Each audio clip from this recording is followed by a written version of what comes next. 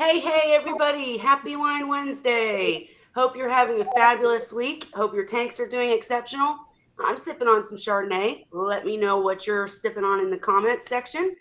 I actually went on Tank Talk with Tyann last night. If you weren't able to make it last night, definitely go over to the Tank Talk with Tyann group. The live is still up. We just talked about the basics of seahorse keeping, but she sent a bunch of people our way. So anybody new out there, we welcome you. Cheers. And any tonight's open chat, we don't really have a topic tonight. Still working on getting our guests in, so we're just here to have fun.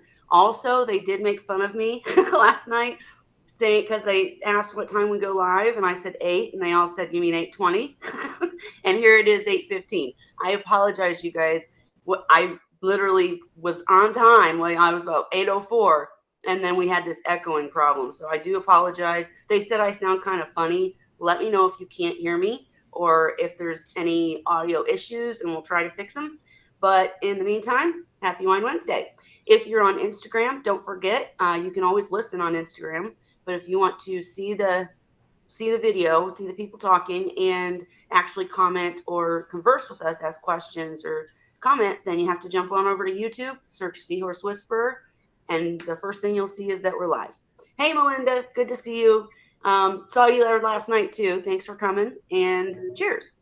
All right, so I've got Ray, Cheryl, and Holly with me so far. I did invite Vincent to come back, and Cheryl, I wanted to let you know because last night Cheryl came to Tank Talk with Tyann, and she was going to jump in at the end and talk clown because Tyann does clownfish, and she breeds clownfish, and she's in there with like Robert King's clownfish and all them. And so Cheryl was wanting to have a conversation with her about possibly switching to tubs with the clownfish to see if that would help her breeding success rate. But I wasn't able to get her in here tonight because she did, we were up kind of late last night. So that is to come. All right. And Dan's still dealing with hurricane and work. So I'm tongue tied now. Ask Seahorse Source Part 4 is still coming, but I don't have a date yet. I apologize. And I did actually, after Tank Talk with Tyann last night, worked on a bunch of videos that are almost complete. So all the things I've been talking about are coming to fruition. I did work on the website last night too. So I am working. I'm trying, guys, but life. Anyways, all right, I'm done rambling. Holly, Miss Holly, anything new with you? I know you had a busy day. Was it yesterday or today? Oh, yeah, and we'll be again tomorrow. It's the start of AEP for Medicare, and I'm running a kiosk at a Walmart store that's an hour and a half away.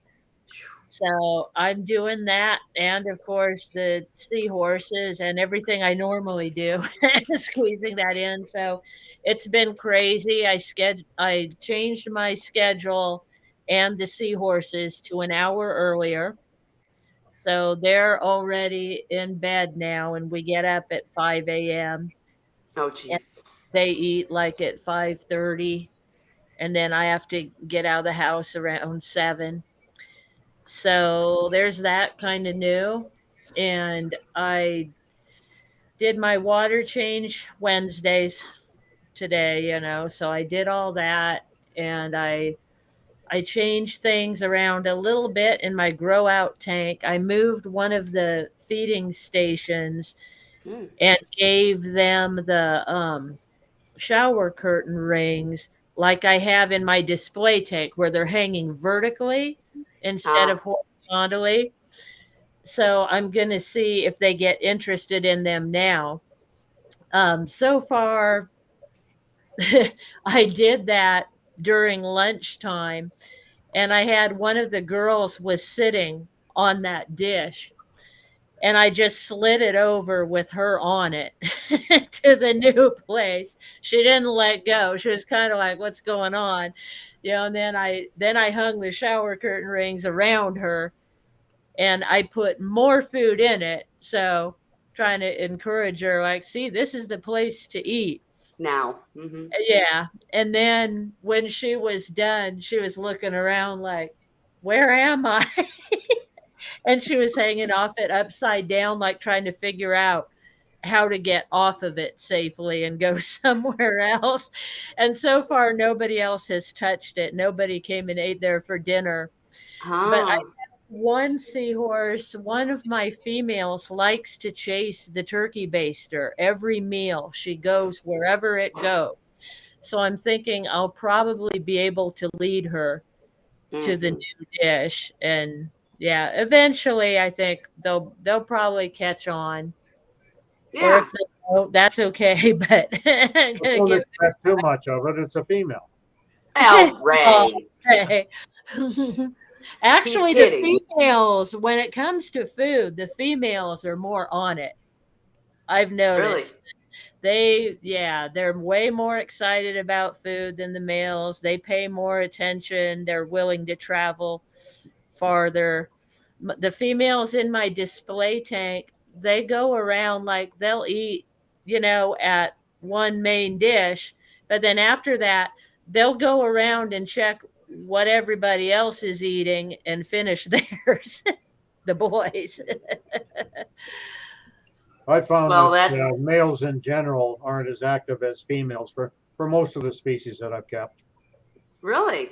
Yeah, See, I can't, I don't see that. Well, I guess you're right. No, you're right, because the males will, especially if they're pregnant. yeah, and the males are the ones that are constantly nipping at each other, snicking each other, and wrestling, and the females just kind of sit back and are like, "You idiots!" So right back at you, right? But you're. It's funny, Holly. My water change day is the same as yours. I always do it Wednesday. That's one of the crazy things I do before Wine Uh-huh. Wednesday, and I've noticed the same thing. Like when you move stuff around, all of a sudden, the Yeah, I seahorses call them like get people too. confused, They're like, and what's going on? I had a young and female that I got from Draco Marine years and years ago, and she was quite small. She had Siri, and I got some others at the same time. And she would not come down and even look at food until everybody else had finished eating. She was just seemed to be terrified of the other seahorses. Mhm. So I got those bamboo skewers that you use to make shish kebab on, and I was putting mice and shrimp on those, and I started dangling it in the back of the tank, and she would slowly sneak around to the back of the tank and snick off the bamboo skewer. Huh? Well, the day I knew I'd been had was the day she was at the right front upper corner. She saw me starting to walk up and took off like a bat out of you know where and headed for her back corner to get fed. And that's when I knew she had me trained. Yep. Absolutely. Well, They do. what I was gonna say about my water change today is that I was kind of embarrassed last night. I should have just done it a day earlier because they wanted to actually see one of my tanks last night, and I couldn't show the big one because it's such a mess.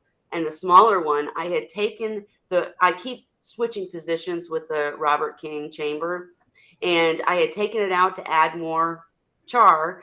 And so it wasn't in the tank when I was doing it. And just one day of that thing being out of the tank, and the tank was cloudy. I'm serious. It was cloudy as heck. And I'm like, why is it so cloudy? But I showed him anyways. But it was like, it's usually here and usually clear. I couldn't believe it though. Within a day, it was just not looking as good for sure. And you need But to reassess what you're doing or I not know. doing. Well, I think I just need to. I've been slacking on water changes. I would still do them every week, even though the water's clear. But I've been, like, oh, okay, that's enough gallons. You know what I mean? And so you're right, Ray. It's me slacking. I need to pick up the pace for sure. Let this be a lesson to anyone out there.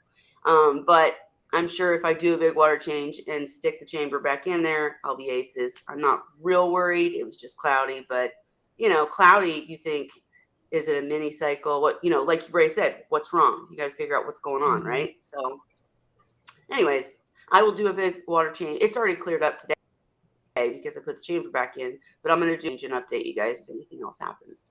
And I do want to know, is there anything new with Ray or Cheryl? Because Melinda had a question. Nope. Okay. And hi, Just Shyla. I stupidity. do see you. What, Ray? Just stupidity. No. The older I get, the stupider I get. I went out That's today to get some tomatoes out of the greenhouse and wasn't careful and tripped over the damn hose I had out there to water the thing with, and down I went. Oh Oh no, no. no good. No, but the older I get, the more I seem to do stupid things like that. Well, I don't know. I I mean, I do get that it. kind of stuff too. Right, me too. Melinda, I'm going to ask your question in 1 second. But the other thing I wanted to say too is I just wanted to bring up the topic again. Ask if anybody else is having trouble with acariomyces.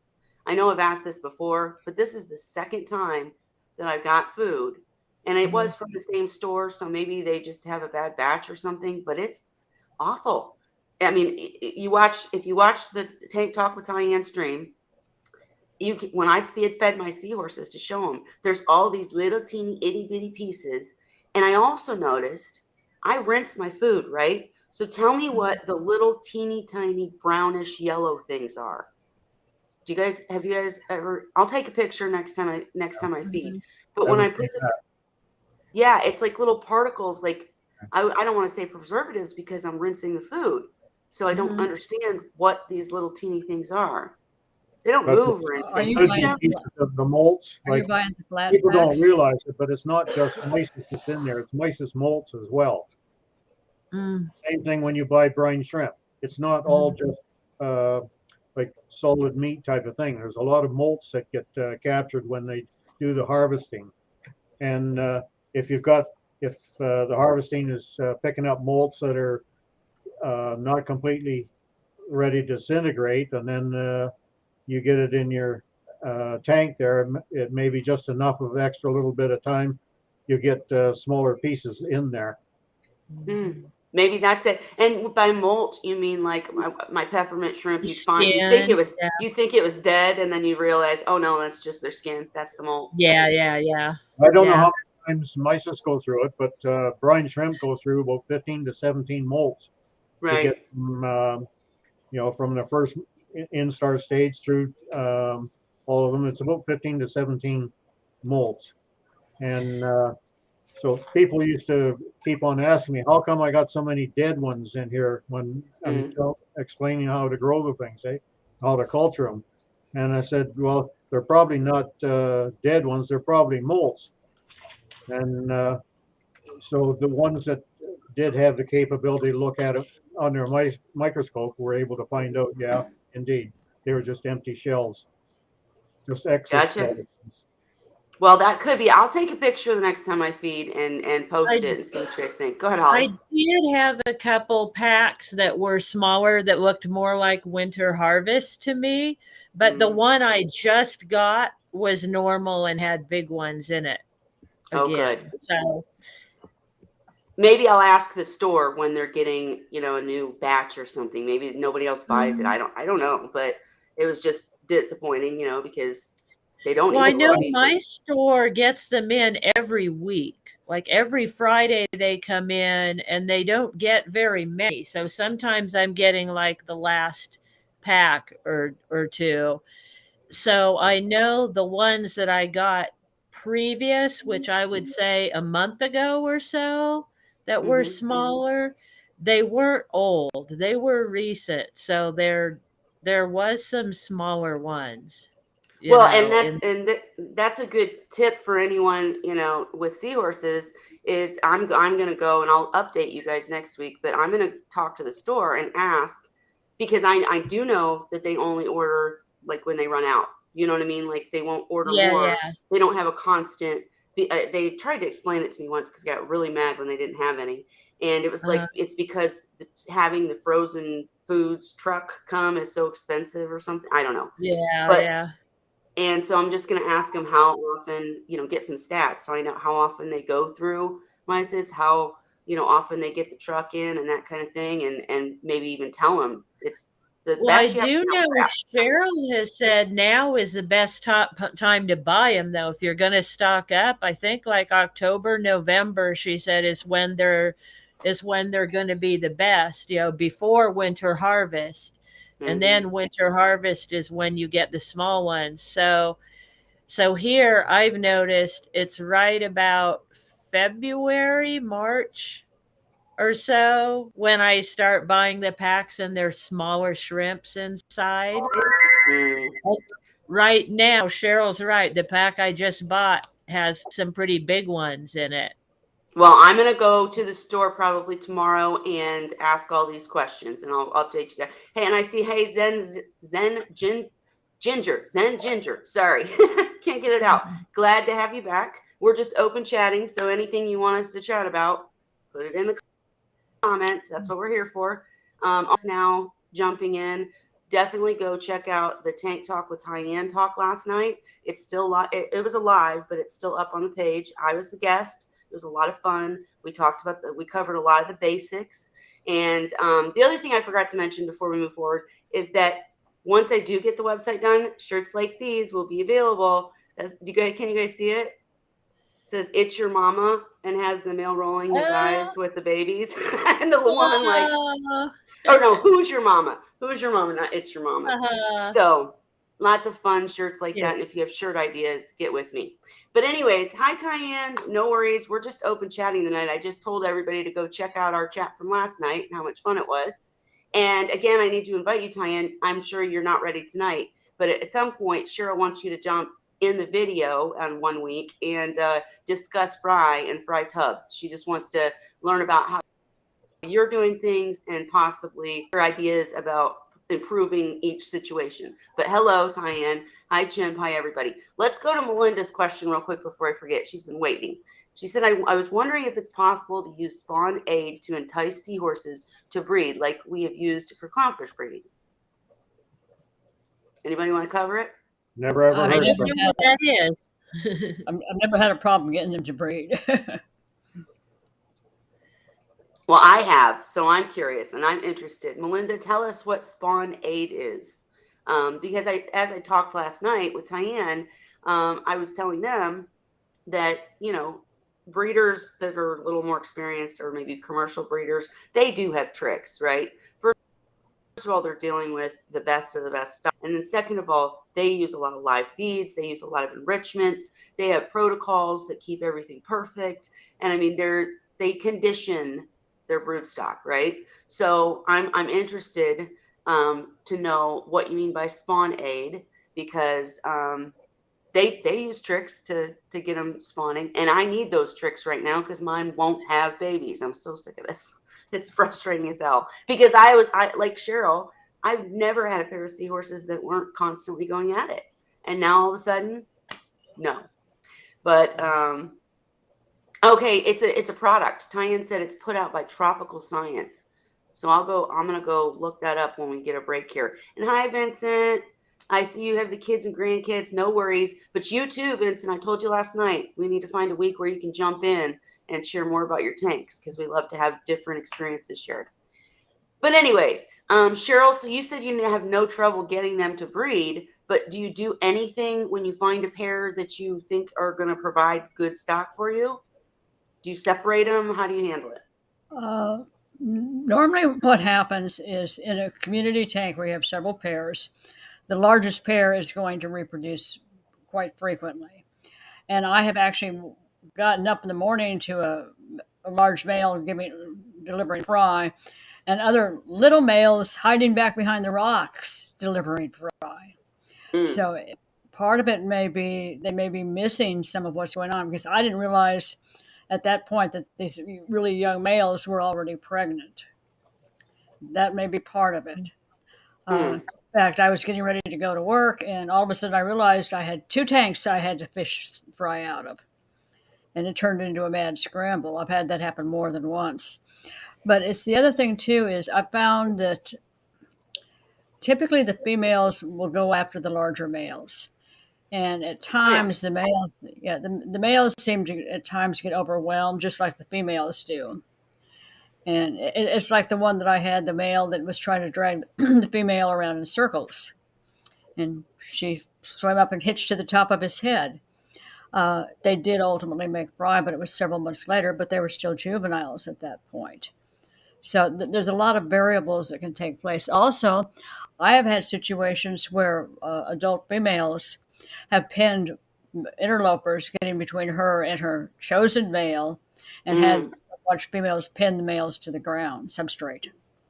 Wow. I'll never Yeah. forget the time that we all know, any Seahorse people know what I mean by the female nod, because when they're dancing and the female's finally ready to give her eggs, she does this nod. I mean, she like, it's on my videos, go watch, but they nod the head up, kind of telling the male, hey, dummy, let's, go do the egg exchange. Let's go up.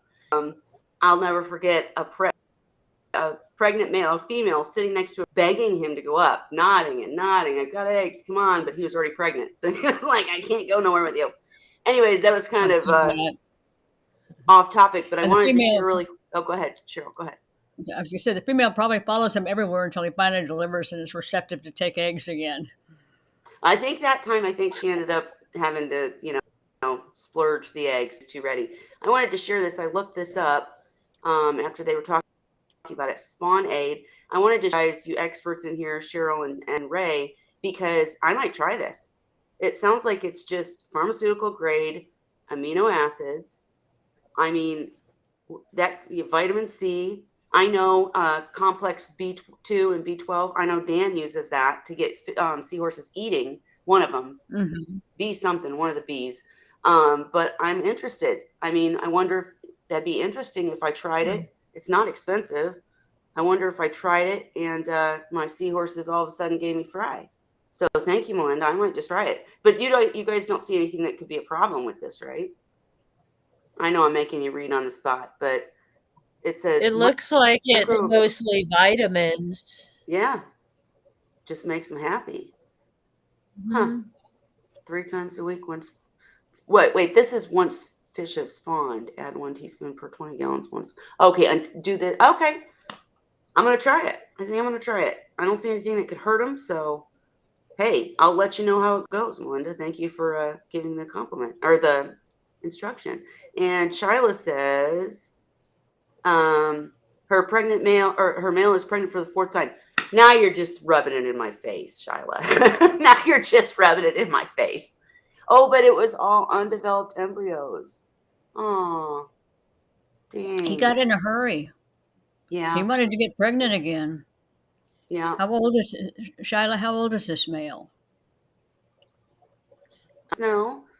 How old? And also, sorry, I'm reading questions at the same time. I'm not doing too well tonight. But yeah, I see your question too, Tyann. I'll ask it in 1 second.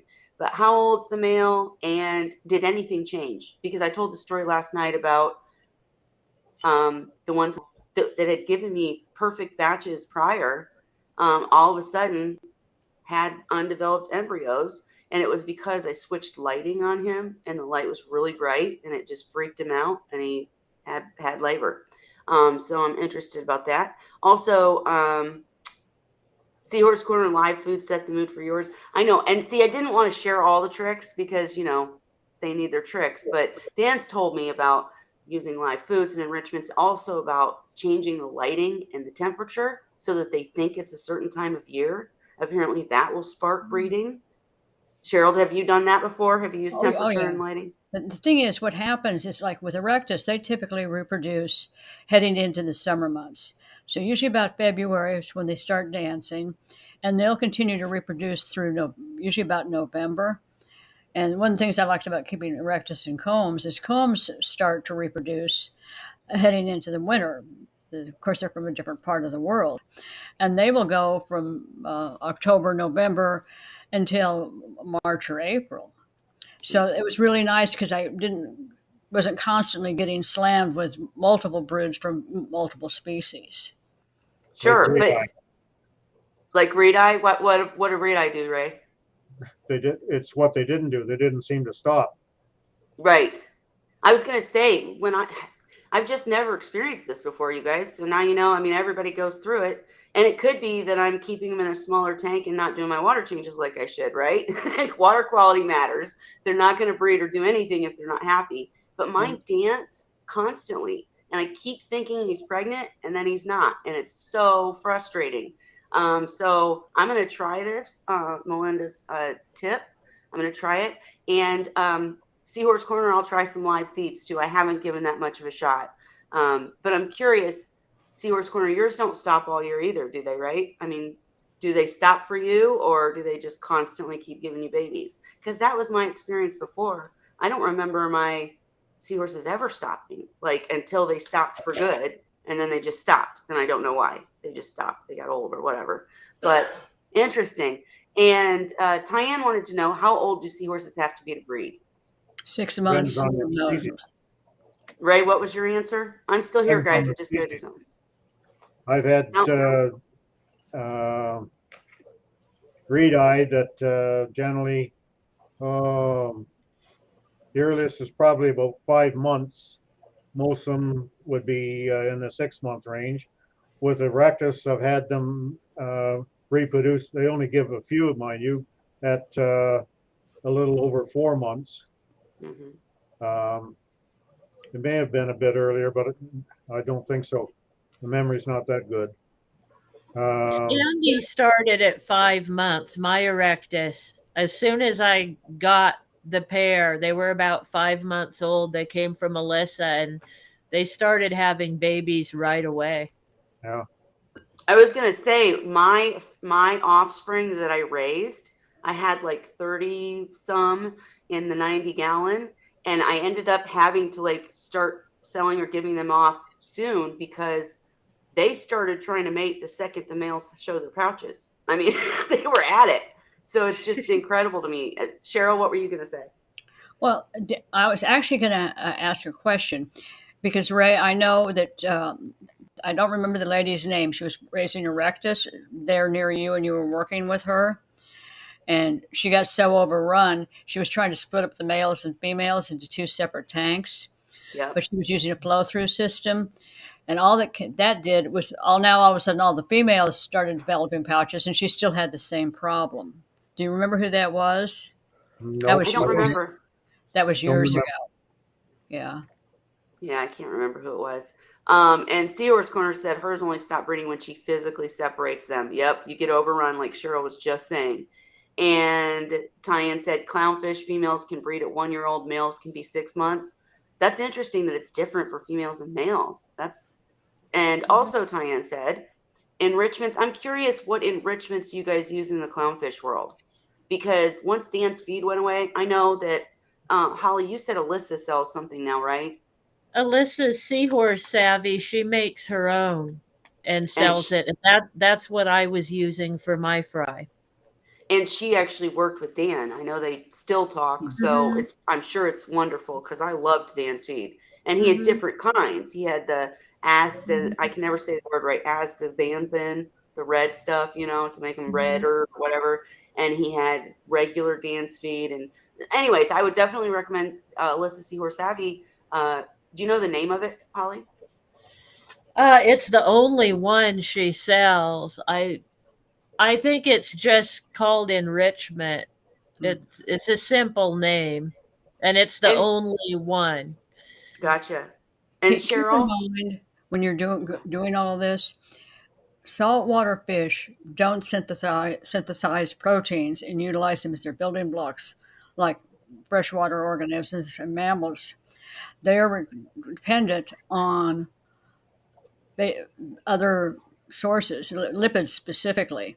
And I've even got some scientific papers here that clearly illustrate the difference in reproduction and health of the newborn fry when they're getting lipid supplements. Remember, they don't have GALT associated in lymphatic tissue. So they need that in their diet in order to grow and be successful.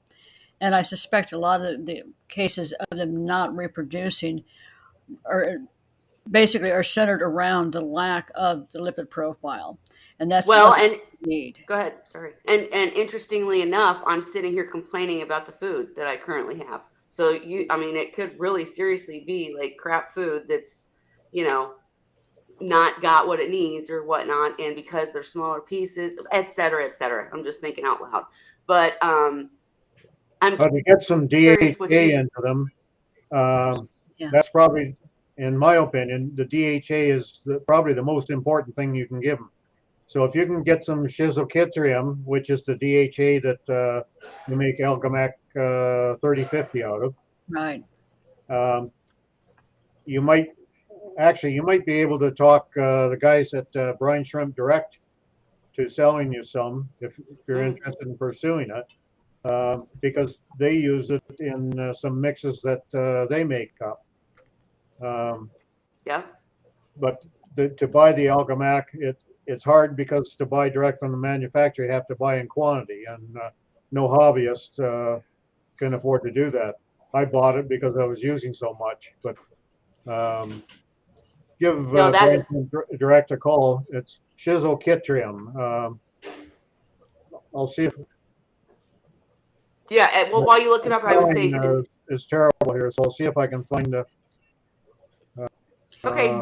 See if you can find it. And I was just gonna say that absolutely, Tyann. I'm gonna try this because I know it makes a difference in the clownfish world, and I am curious though. Oh wait, first I was gonna say that Dan always talks about that problem too, where to get something you have to buy in large quantity. That's why he used Yeah. to buy it, make his own, and sell it individually with other things in it.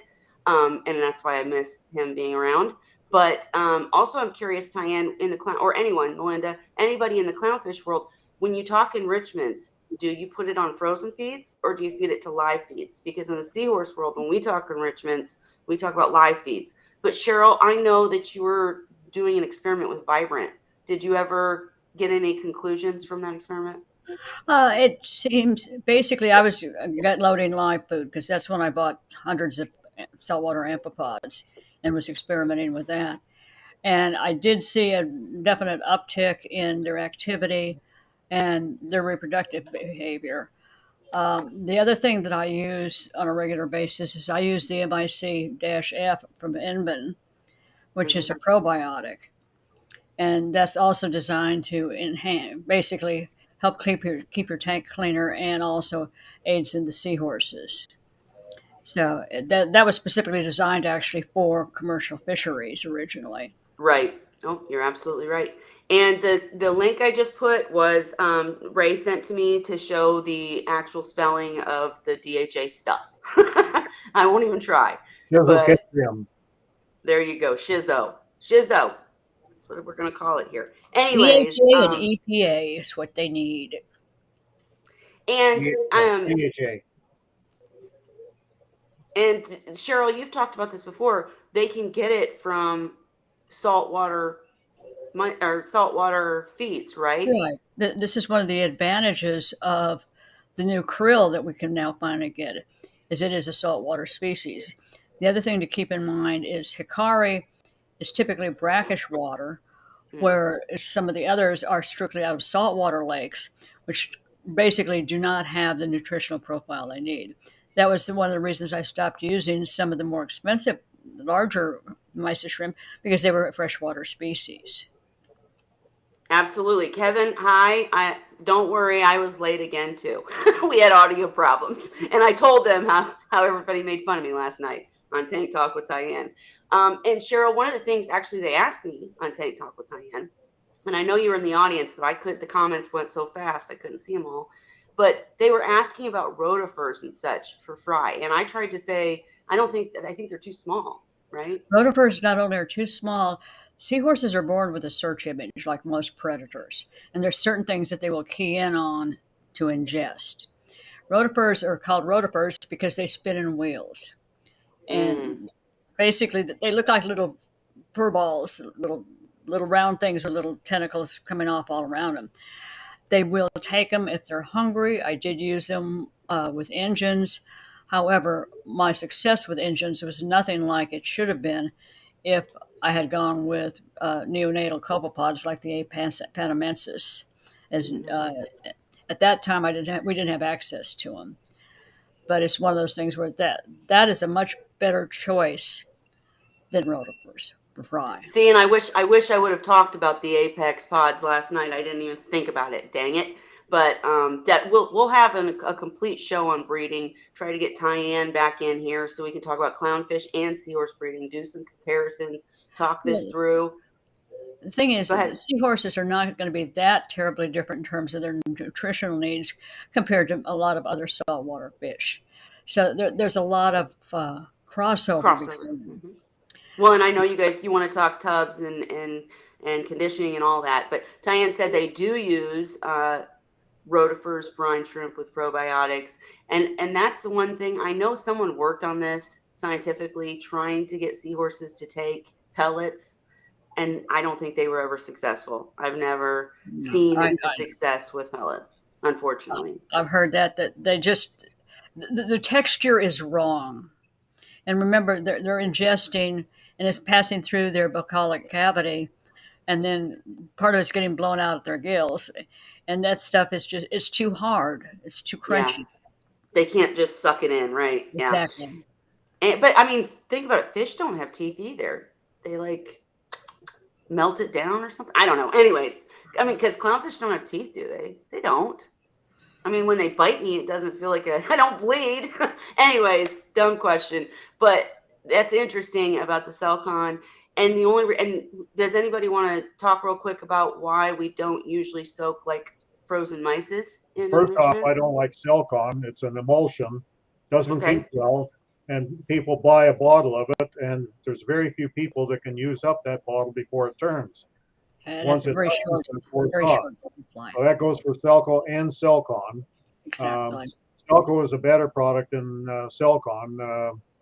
Celcon was developed specifically for the hobby, I think, whereas the Celco is an industry-wide thing that's used. But in industry, the ones that use the emulsion, they use it up fast enough that there's no problem. But with the Celco, at least, I'm not sure if it's just the commercial ones that can get it, but there is a dry powder version of Celco, and also a Celco. It doesn't come in just one version. There's all sorts of them. And for instance, there's a high DHA Celco, which is better than just their standard Celco as far as seahorses go. But if you can get the Schizochitrim, or if you can buy the Alchemac 3050, that's better still. Okay, interesting. And I would say this is why we need all you expert scientific folks, because I don't know what schism is, and I need you guys to figure it out and just tell me what to buy. And Tyann said, look up ProBio. Is this what we're talking about? Is this the ProBio that we're talking about, Tyann? To let me know if that's what we need, or that's what you're talking about.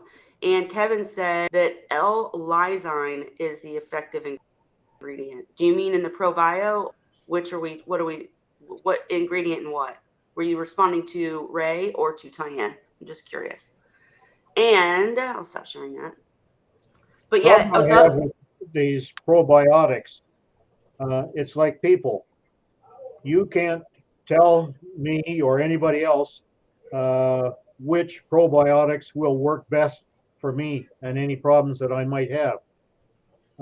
And one person needs different probiotics for the next person. That's especially true of digestive tract. Sure. Very few people have even similar makeup of the probiotics that are in their digestive tract. So effectively, what I think they would prefer to do is, before they wipe out the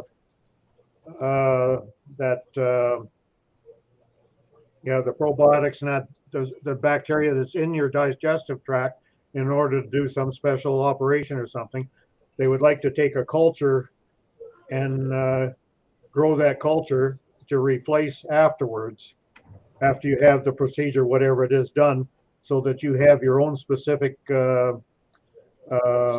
need list bacteria growing in you. Now, I don't know if the same thing is true for fish, whether it's different from one fish to another. All I know is that a lot of people have had a lot of success with the McAF. Yeah.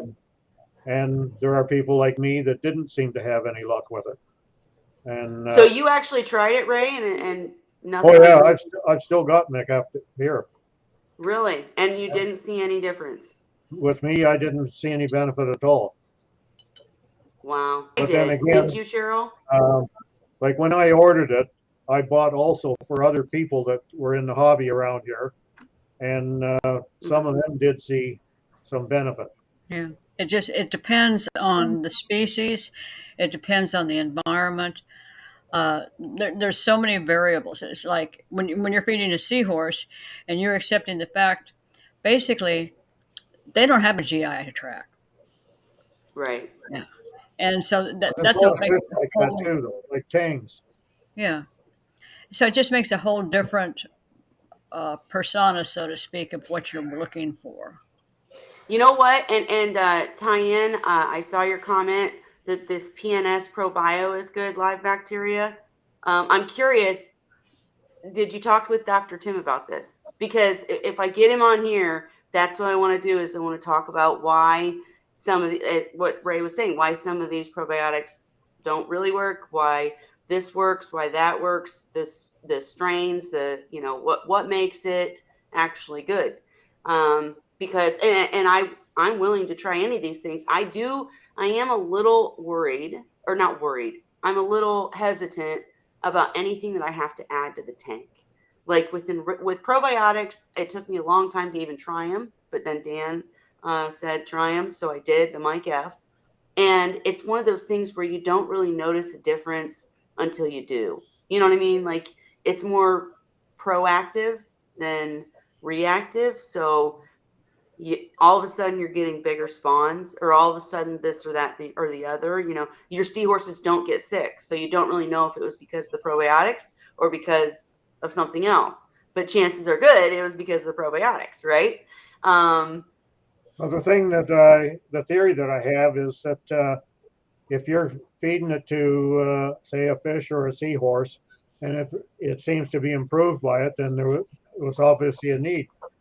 Maybe so many of them you can feed it to them, but maybe they don't need it, so you're not going to see the difference.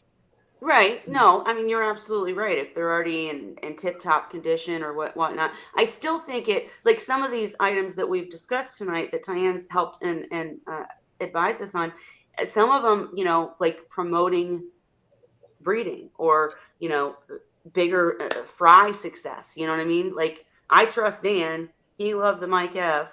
He did use enrichments. But like I said, the one thing that I do fear is any enrichment that I have to put on a frozen food. I want to feed it to a live feed.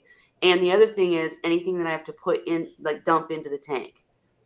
I've used almost every Dr. Tim's product. I do use peroxide. I'm going to try the, what was it called? Spawn Aid. I'm going to try it and let you guys know. And I'm interested in all these probiotic products. When you got to dump it into the tank, because like Cheryl, when you used Mike F, did you feed it to food, put it in the tank, or both? I put the probiotics go in the tank. Yeah. Okay. Well, Dan fed it too. Putting it on frozen food, all it's going to do is wash off as soon as it hits the water. Right. So No. And I asked like 5 questions in the same question. I'm sure. Sorry, Cheryl. But no, Dan would use Mike F in his like hatcheries too, as part of the enrichment, but not on a frozen food. So Right. I'm To interested. feed the live food. Yeah, Right. exactly. It's like when I've got Combs fry, I enrich when they're tiny, the newborns, I enrich their newborn nepli or newborn copepods for the newborn seahorses because I'm boosting their gult and I'm also boosting other nutritional aspects of their diet. And I have seen a dramatic improvement in my results over the years when I've used some of this stuff. Yep. Yeah, And I'm very Tyann, curious about adding stuff to tanks. right. And as you mentioned, the reason that we kind of steer clear of the things like Vibrant, I know you were working with it. I know it didn't cause, in my tank, I used too much and all my pumps turned orange. Seriously. But they did because I used too much. It stained everything. It was terrible. But when you use it right, it didn't really hurt anything.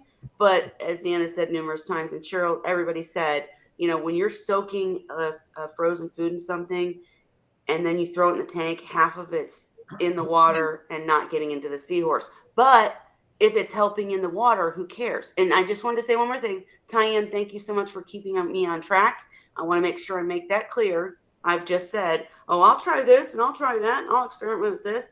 I'm already experimenting with the Robert King Chamber. I've talked about experimenting with these two products that you've mentioned, but it is extremely important. I agree 110% to do one thing at a time, because if you try a bunch of things, Cheryl said this so many times. If you try a bunch of things, you don't know what worked and what didn't. So I thank you for Do bringing one that thing at up. a time, see if it works, or you don't like the results, or you had better results with something else before it. Then you know what your next step is. But if you throw the kitchen sink in a tank, you have no idea what worked. And I remember these when I was first starting years ago. I all of a sudden somebody wouldn't look quite right, and I started throwing stuff at the tank, and all of a sudden it got better. And then you're sitting there going, I wonder what worked. Right. Yeah, what I do. What And worked? well, and that's a problem too, because then when you go to try to help somebody else and you You say, well, can't. I did these 20 things, you know, Yeah. which one worked? And I do hate that there's so many products on the market. You know, I wish there was some sort of, like, they had to pass a test to show that, like, remember when bottle bacteria first started and nobody trusted it because were the wrong strain of bacteria, and they would be, you know, I actually talked with Dr. Tim about this at MACNA a few years ago, and you know, they have sludge eating bacteria, not nitrifying or whatnot, you know. And now there are brands that we do trust, Yeah. but it took time. I wish there was a test that these products had to go through, This is why but I tell people get Fritz Turbo Start 900. End of discussion. I've tried yeah. others. Nothing else works as well. I've, And I like Dr. Tim's one and only. I really I've do. tried it, It's but worked for me every it's so time. much slower than what I do with it. But then I kind of, when I'm setting up a tank, it usually takes me about 6 days to get it cycled. And that's using the Fritz Turbo Start. But with Dr. Tim's, I'm sitting there 2 weeks later and it's like, it still ain't coming along like I want. And I needed you yesterday. Yeah, but in the saltwater world, anything quick, you know. I Oh, like yeah. Fritz Turbo Start too. I really do. It's I've always expensive. used.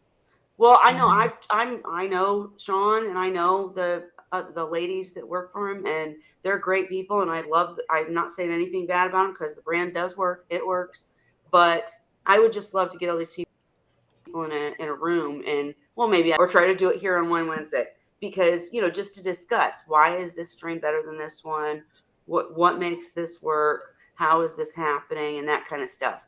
And Dr. Tim does give I love his website. He gives a step-by-step, do this on day 1, day 2. And Cheryl, we got to admit, you're the one that ended up with nitrites so high you couldn't count.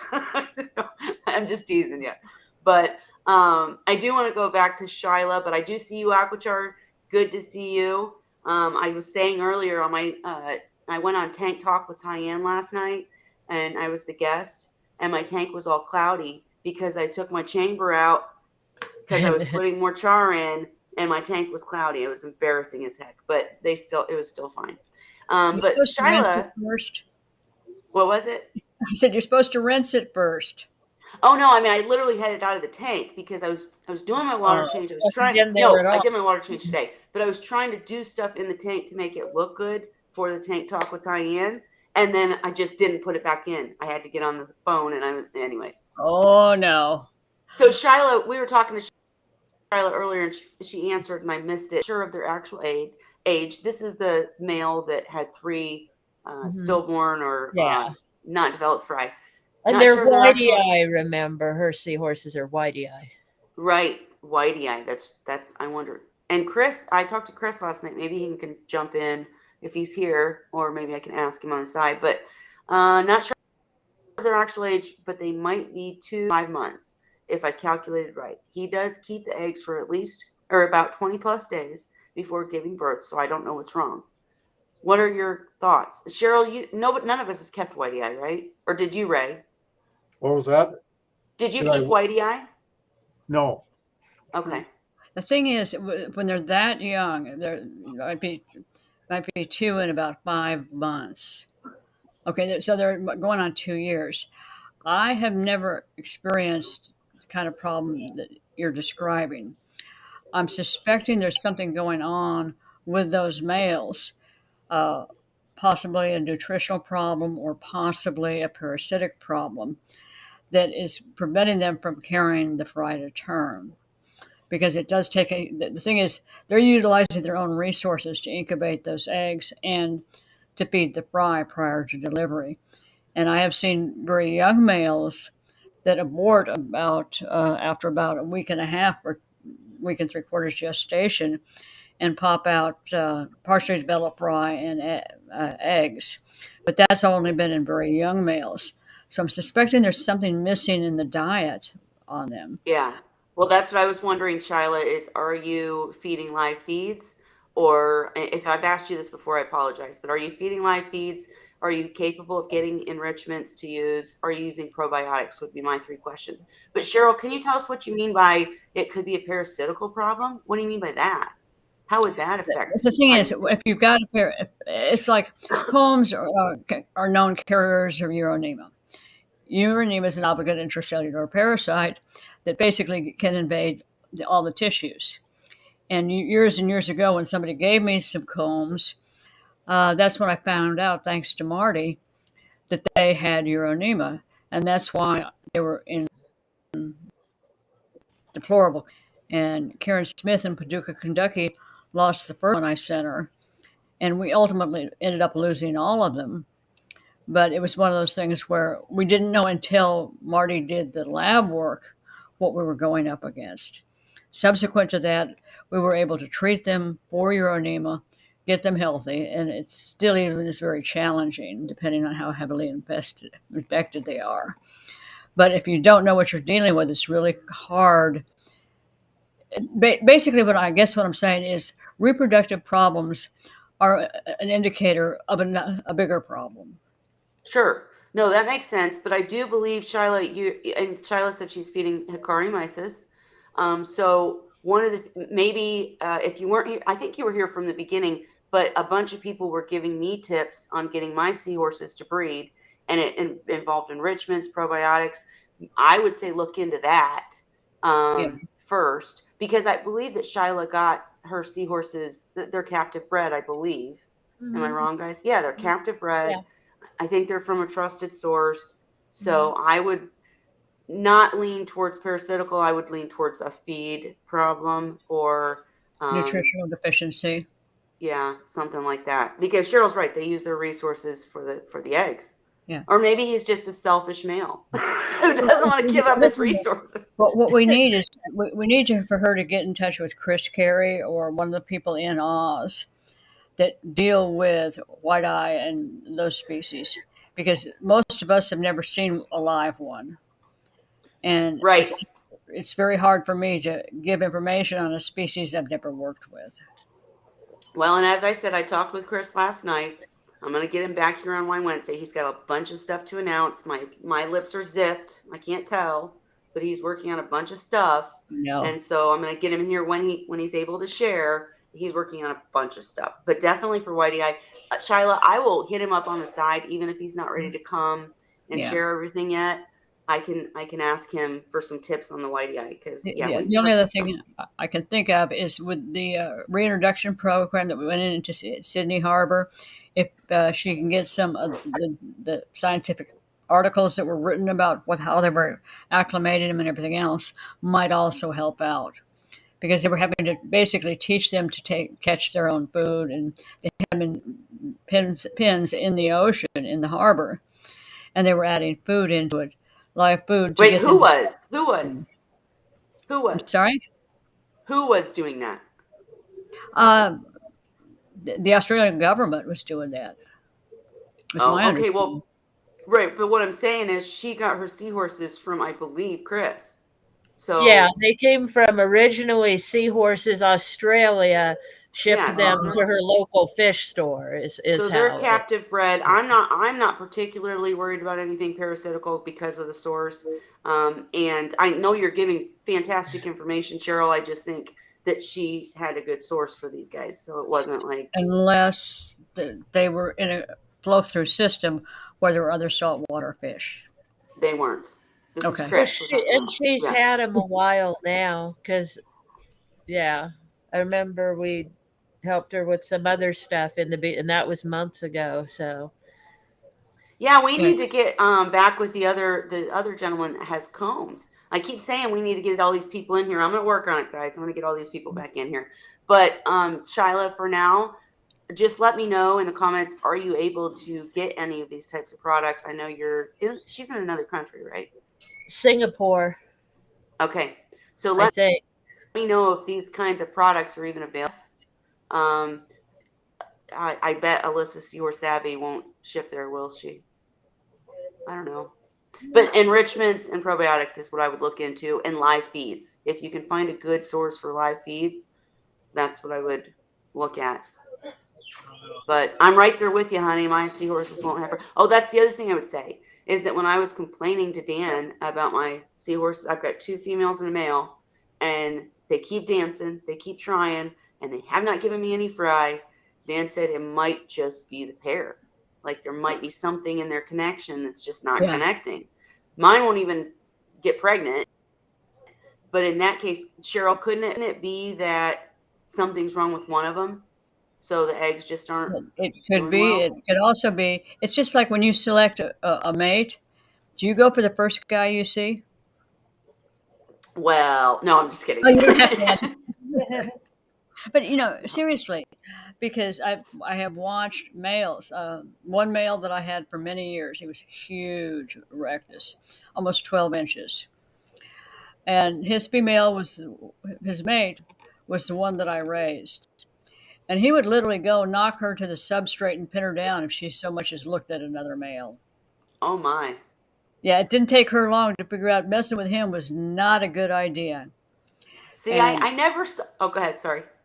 I was going to say, she would get up every morning because when she was pregnant, he'd go hide behind a rock at the far back of the tank. And you could watch her every morning. She'd get up and she'd swim the entire tank until she found him. And he was brilliant silver in color. And she would turn just her head the same silver color that he was after Mm, she stopped trying to dance with other males when he was pregnant. She found out yep. that was not one of her better ideas. Yep. Well, I would say I experienced well, kind of the same, but kind of different. My original pair that was my breeder for like all of the many, many seahorses I raised, they were huge. The male was 12 inches almost. The female was bigger than all the other females. It was crazy. And everybody would try to get with them, but neither of them would give them the time of day. You know what I mean? So the male didn't get jealous, but and actually the male hooked up with about every female in the tank, but the Yeah. female never strayed. He was Well, the cheater. I've seen enough by now. It makes me laugh sometimes. It's like the male that was trying to coax that I had, and these were both barely juveniles, and he kept trying to drag her in circles, and she finally got mad and swam up the top and hitched to the top of his head, quite Yep. literally. I could Yep. never decide whether she was trying to tell him to use his brain or get his head out of his pouch. Absolutely, absolutely. I'm curious, Seahorse Corner, if you're still in the audience, do you have them mix and match like that, or anyone in the audience? Do your seahorses switch partners? Because we say it's a misconception that seahorses are monogamous, but it's some species they are. Some species they will not stray from their partner. And in my case, the male would go to other females, but the female, if she went up to my big male and he was already pregnant, I'd see eggs in the tank. She wouldn't give them to anybody else. So, Hmm. huh. It's Another just point for females, Ray. they're all different. Some of them I are think they have monogamous. their own personalities. I mean, from what I've noticed with mine, Scrappy Doo and Candy are together, and every 3 weeks, they attempt the egg exchange thing, when she has eggs. But when Sadie has eggs, he tries with her too. Mm, And she's funny because she kind of doesn't know what she's doing and she's kind of shy. But lately, when she has eggs, she'll follow him around the mm, tank, flirting with him. She'll like swim by. all elegant. Shaking her And booty. then, so he gets interested to follow her, and he'll follow her and then try to do the mating thing. And at first she's excited about it, and then she gets shy and hides or leaves. I'm gonna tell you. I'm gonna tell you a funny story real quick. Had two seahorses. Well, there were several seahorses in the tank, but these two I raised myself, and we were in a 90-gallon. Okay, and they were dancing day in and day out, all day long with each other. This went on for at least 2 months, and I was sure I had a pair. I get up one morning, they're on opposite sides of the tank. I start to panic because I think one of them's sick. The smaller of the two males had developed a pouch. Oh, yeah, that'll end things. Yeah, That'll end it. that Well, ended that. I wanted to throw out. Kevin said the L-lysine is specifically fertility for fertility in the spawnade. I'm going to try that first, Kevin, because you guys have recommended it, and I appreciate your recommendations. Seahorse Corner said hers did swap partners when the male stopped producing viable fry. She left him because of it. Exactly. Dan said try to get Yes. another pair and see what happens, because there might be something wrong with one, the female or the male. And once you add another female and male, they may switch it up and figure it out. Ray, did you have your seahorses switch partners constantly, or did you have conditioned breeding pairs? No, it would happen, but it wasn't. It wasn't all. Excuse me. Wasn't all of them, and it didn't happen all the time. Gotcha. Okay, well, we have a Zen Ginger. We're here for the beginner questions. We just ramble endlessly if we don't have questions. So thank you. And Zen Ginger asked, are the bare bottom tanks and zip ties a strictly breeding situation? It doesn't seem very pretty, but may be effective. I'll answer last. Holly, you go first. I mainly keep it that way because it's easier to clean. And I don't have problems with things like bristle worms and aptasia and all that. And for cleaning up after they eat, you can see everything. It's just easier to maintain. Yeah. And also, I mean, you can make them pretty. You can get artificial decorations, corals and things to make the tank really pretty. But I feel like, in my case, it's just easier for me to take care of and keep it safer for the seahorses. Cheryl? Well, the thing is, you can always spray paint the bottom of the tank to make it look like you've got sand in there. And I'm basically a bare bottom girl also. And it's because it's much easier. She's a bare bottom girl. Oh my God. Go ahead, Cheryl. Sorry. Sorry, that didn't come out quite right. But the thing is, they're much easier to maintain in terms of keeping them clean. I don't have problems with algae and nutrient problems like you do when you're trying to keep sand and all other stuff. And depending on the corals that you purchase, the artificial corals, I have some that I got from, I think it was Ocean Aquaria. And I literally used smaller live rock that I had, drilled holes, put in a nylon screw into each coral and stuck them in a rock. So they actually, in the tank, they look like they're live corals. And it doesn't look half bad considering. The only thing There's some that are very realistic looking. Those ones I found that were also very expensive.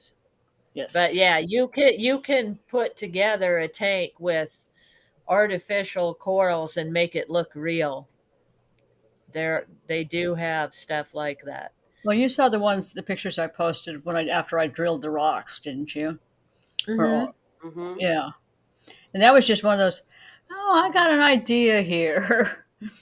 Ray? Go ahead, Cheryl. Sorry. Finish. It was just one of those things where I wanted it to look nice, but I didn't want. I'm not going to go through trying to keep corals alive in a Mm-hmm. broodstock. Right. Yeah. And Ray, what's your answer? Because I've got a few Well, comments. I'm almost 80 now in a couple months, and for those 79 plus years, I've been born lazy. I know that I'm going to get into trouble if I have to do more than a certain amount of work. And sometimes even a lesser amount can get me into trouble. So when it came to decades ago when I got into the saltwater hobby, um, I quickly ended up going with what they called the Berlin system, which was bare bottom and heavy protein skimming. When I went with Seahorses, I ended up doing basically the same thing. I went bare bottom, and the reason for it is it makes it much cleaner. That means that I'm less likely to skip doing necessary things that I might have to do more of if I have a substrate bottom. And if I'm not skipping stuff like that, I'm less likely to lose my seahorses. So it's a practical thing for me. Yeah, Go and ahead. I'll Go ahead, say Holly. I started with a partial reef. I started with live rock, live sand, all that. I soon found out it was a pain in the butt. And that's when I switched over to all artificial. I actually have one of my tanks is half sand, half bare bottom. I have half Yeah. of it with sand because I have a couple other fish and things that like to dig in the sand a little bit. So I left some Yeah, sand for them. correct. Yep. Yep. Shrimp and a goby I have. And honestly, they've lost interest in the sand. Even so, I don't Really? even need the sand for them. The goby's hanging out in a cave on the bare bottom side, and Wow. I don't even see him digging in the sand anymore. He's changed his mind. He likes the bare bottom too. There's So no predators in that tank that he has to worry about, and he's figured that out now. So yeah, I've had him there's for nothing there. years. So Yeah. yeah, he thinks he's a seahorse. Maybe I don't know. They all do. All right. All right. My turn to answer. Here's my answer. Number one, I would just point out because when you see the pictures of these tanks, people usually don't take a picture of their sump because you want to show the pretty tank, right? And so I just want to put out there to keep in mind that filtration is so important in a seahorse tank. So any of these tanks that have all artificial, no sand, no rock even, they've got a shit ton of stuff in the sump, right? Yeah. So Oh, you yeah. can't have a seahorse tank that just has curtain shower curtain rings and artificial decorations without overdoing it in the sump. So I just wanted to put that out there. And then to answer your actual question and to say, I know you weren't directing that at anyone, Zen Ginger. I was just trying to be funny. Apparently I wasn't. But no, we want questions because that gives us something to talk about. This is community. We love the questions. So no worries. And I would agree with everything they said, but I would also say it depends on what you want, right? Mhm. I actually would answer that question to say yes, a breeding system or a system in which you want to breed seahorses is going to be very different from a display tank. Holly and Ray pointed out we're all lazy. Nobody's lazy, but You want we're to be all lazy, or if you're okay. just busy with life. In Right. other That's a things better like way if to you're put it. work all the time and you don't have time for the upkeep of a reef type tank. But So if so you the can do it, they're beautiful, I think. If I was retired maybe and had lots of time and money to do it, maybe I'd sure. want that, but I just don't. No, and I don't. I totally agree. And all I'm trying to say is, for anybody out there watching this, is that it just depends on what you want. I've had both types of systems. In my current system, I want my seahorses to breed. I talked about that on Tank Talk with Tyann last night. This is why this system, and I have rock in there because there's no sump. It's a 40-gallon all-in-one. If I had, or I would do it as Holly and Cheryl have described, tubs or a tank with a huge sump with lots of filtration. But in this all-in-one, I wanted less work and I want them to breed. However, 90, well, let's say 80% of my other tanks were, I didn't always use sand, but like I did a post in the group Tank Talk with Tyann showing some of my other tanks. And it's because I wanted it to be covered in macros or I wanted my tank. I had sand and rock and everything because that's what I wanted for the tank. You can do it either way. It's just a matter of, as they said, how much work you're willing to do. If you have sand in the tank, in my reed-eye tank that I just described, the sand ended up getting this black beard looking crazy black stringy algae, right? And so it was a pain in the butt. I had to constantly work on it. In my beautiful macro tank, I constantly had, nuisance algae problems that I had to take care of, but I wanted that tank. So I was willing to do it. So that's what I wanted. I loved it. That's it. So it's just, you can do it anyway. It's just a matter of the amount of work you're willing to do, having filtration to back you up. And, and I would answer your question, that big long ramble with yes. My breeding systems are very different from my display tanks. All right. One other thing, too, to keep in mind, as far as I can tell, the biggest advantage of having a deep sand bed is if you unplug everything to feed and you forget to turn it on, you're still going to have nitrifying bacteria within the sand bed and on your rock. And that's the primary advantage, in my opinion, to having a deep sand bed. When I'm saying a deep sand bed, I'm talking 2 to 3 inches deep. See, I don't think I'd ever do that with seahorses because there's too much danger of if you disrupt it and all that stuff. I totally but with rock, and I will say too, just be careful with your system. I've told this story 5 million times, but my beloved Barbori tank, it was bare bottom, but it had a bunch of rock, and that was the main filtration for the tank, besides a hang on the back skimmer and some other stuff.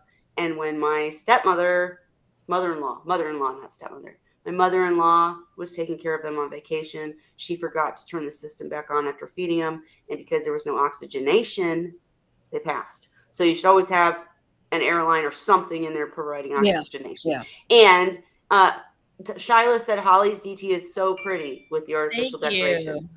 Absolutely. And then one more question. I'm trying to make these Wine Wednesdays shorter because we go on all night.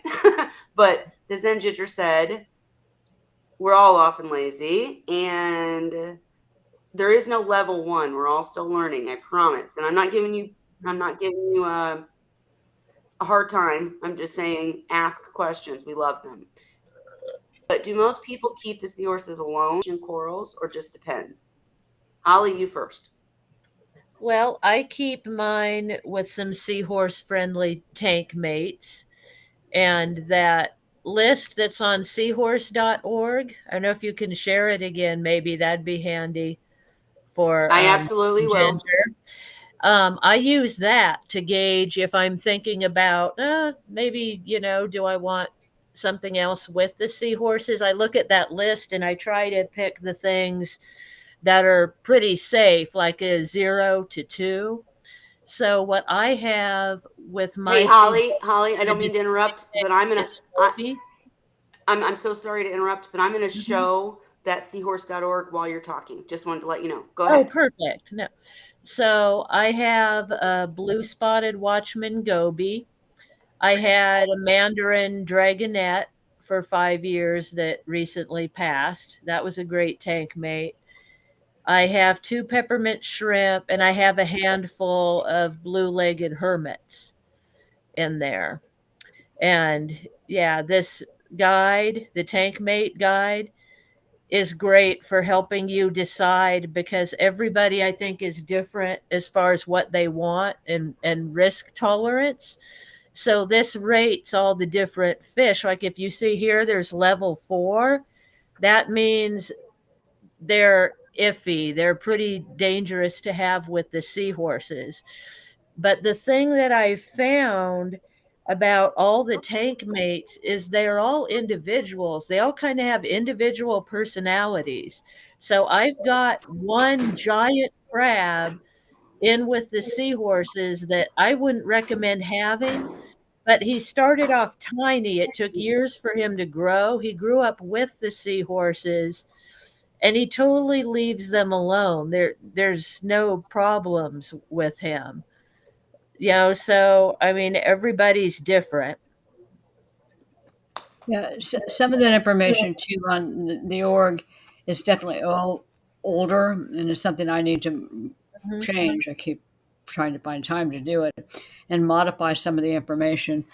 But it's one of those things where basically with seahorses, you want slower moving, non aggressive fish.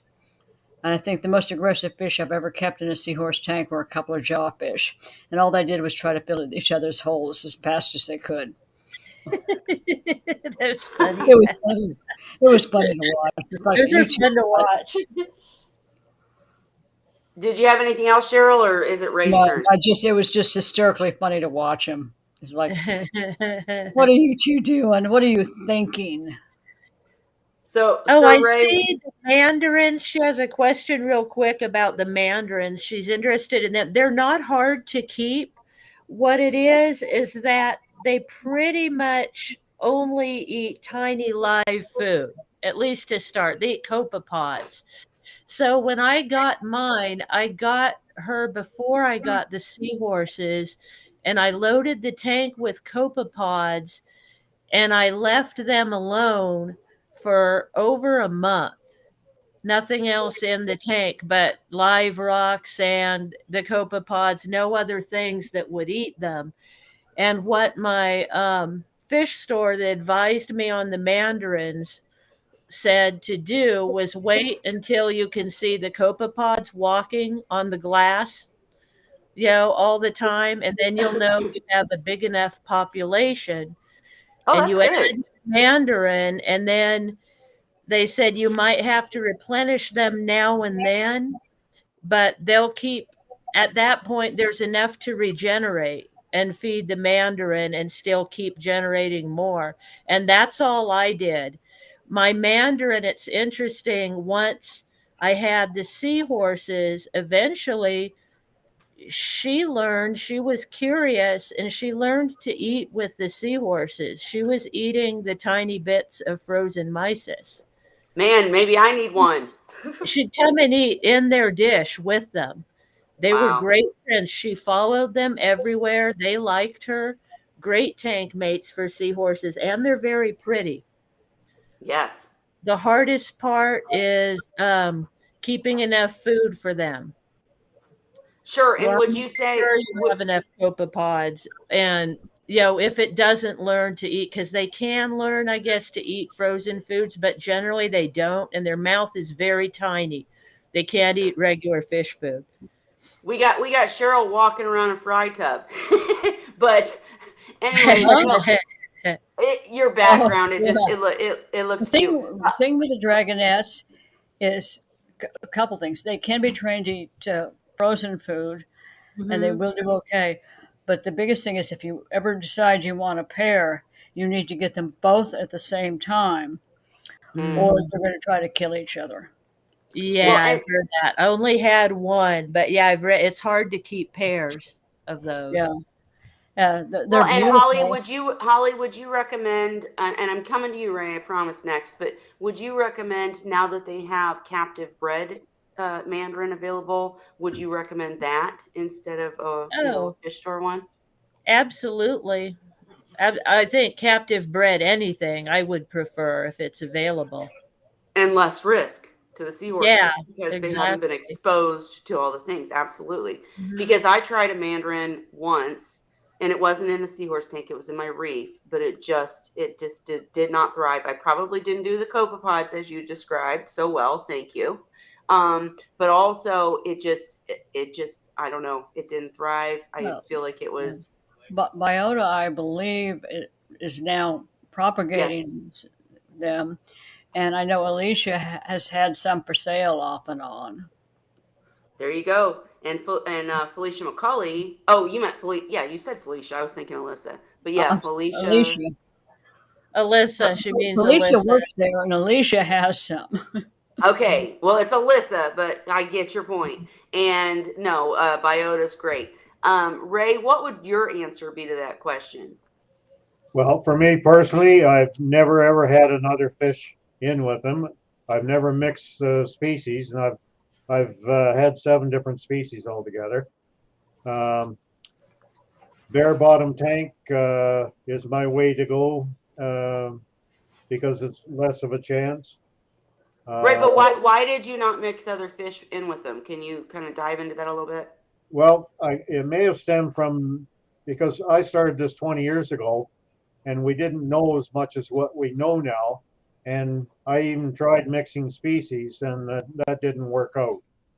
And so I was kind of leery of it. And then the more I learned that seahorses are quite susceptible to pathogens that they haven't grown up with. So if you put something in the tank that introduces such pathogens that they're not used to, then you can end up losing them.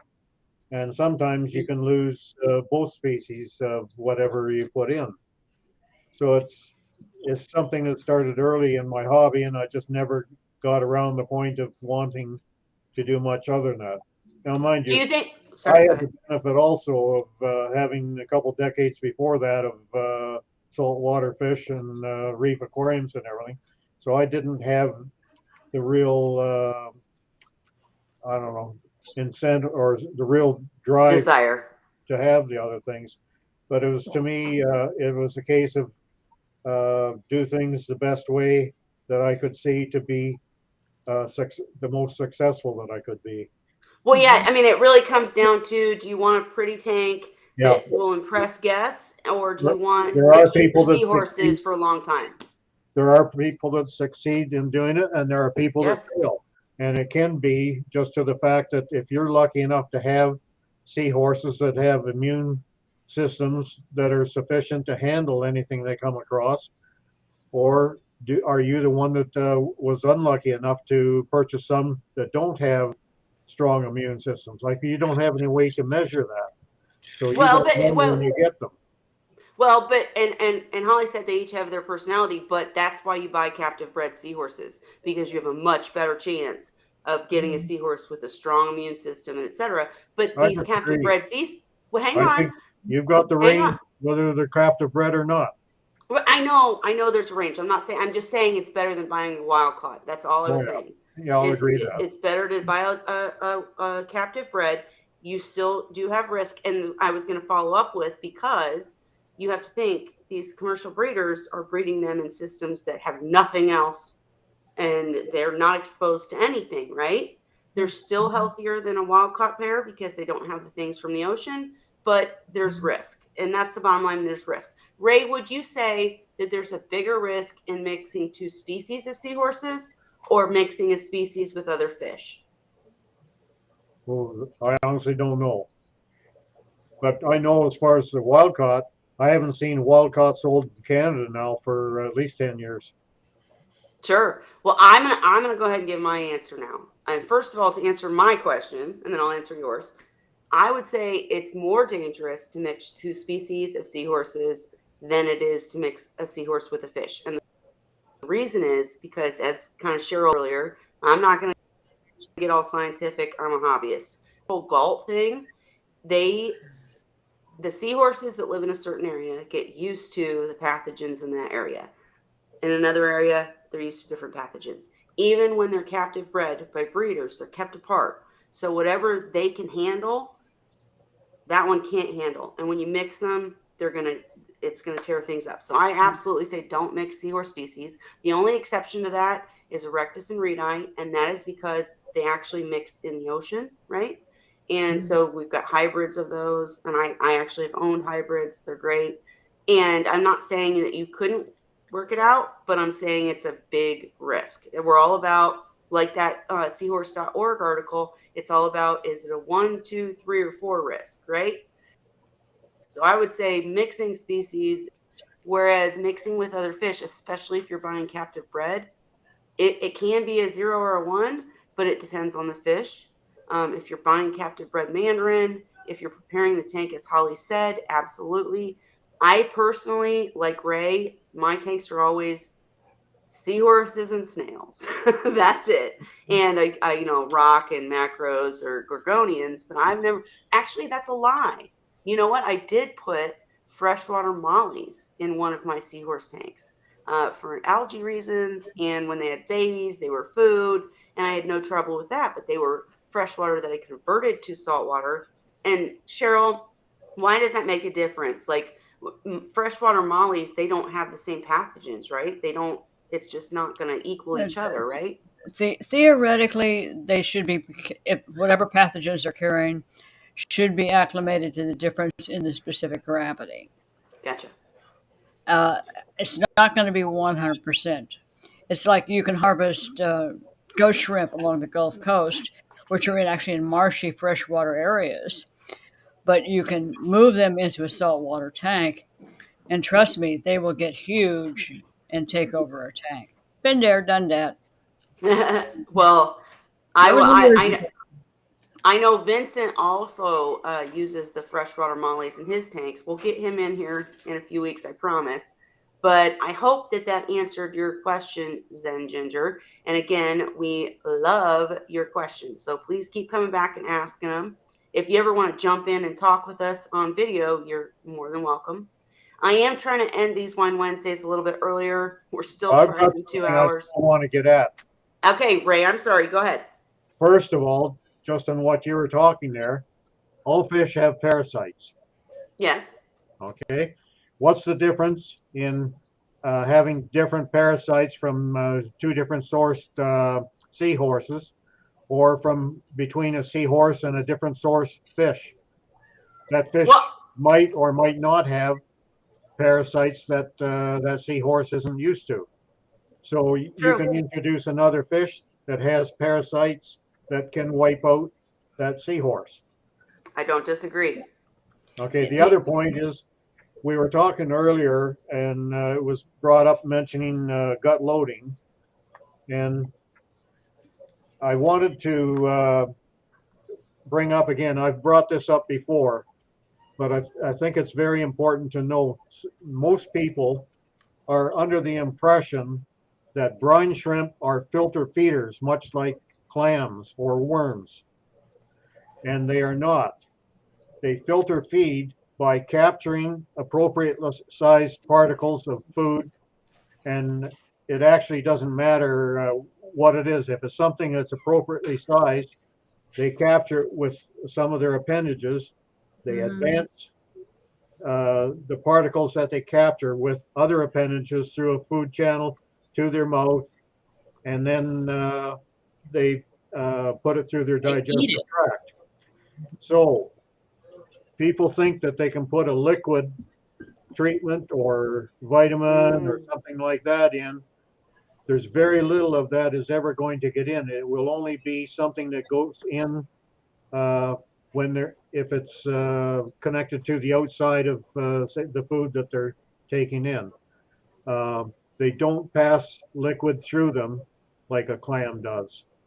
So to be in the best shape for getting them something, it has to be an emulsion or a dry product. An emulsion actually particulates a liquid so that there is a particle matter that they can take in. And that is what they used to do originally in commercial facilities. That was the start of Silco products. But the powders are better because they can actually grab onto it, and they're getting just that powder, nothing else with it. So good. No, go ahead. There's one other thing that seems to work for some people, and that is if you take, if you're feeding spirulina powder or something to the brine shrimp, you can put a medication in and use Focus as well.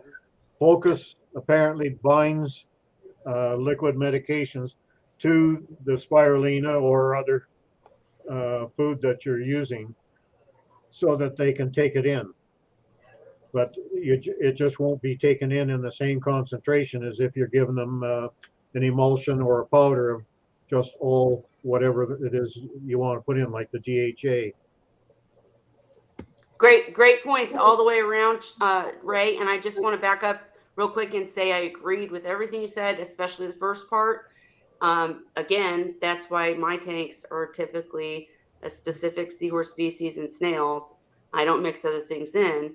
But the only reason I was saying there was a comparison is that Dan came on here a while back and talked about how, because something about the seahorse immune system, when they live in a different area, they get used to their immune system is capable of dealing with something else or whatnot, and when they're mixed, then they're absolutely not capable. I'm not at that fish couldn't cause the same problem. I agree with you.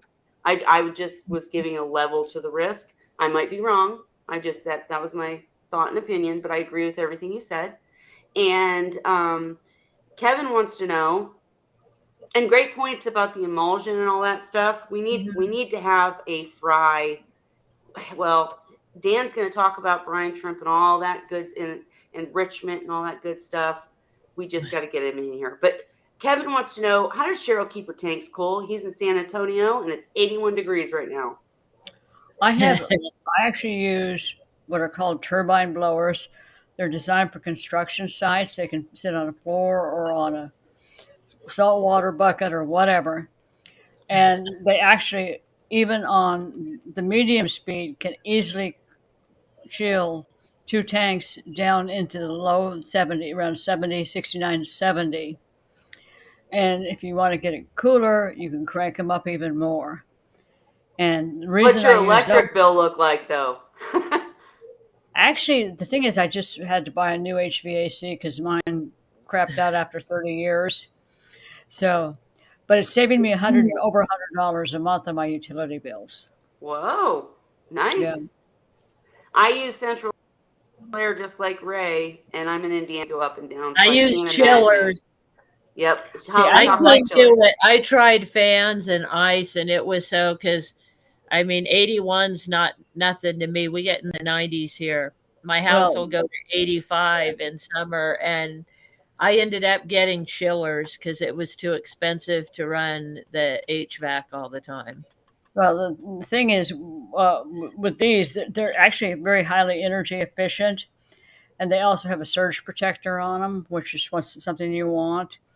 So they're actually really cool. Plus, the fact with my new HVAC that I put in, it was very expensive, but I opted for a real high-end unit because not only is it saving me about $100 a month, I figure it's going to pay for itself within 10 years, and it's fully warranted and covered. Anything breaks, it's covered. Well, and I do have to mention again that that's the one time that I had to deal with seahorses with a bacterial infection is because of the fact that I use central air.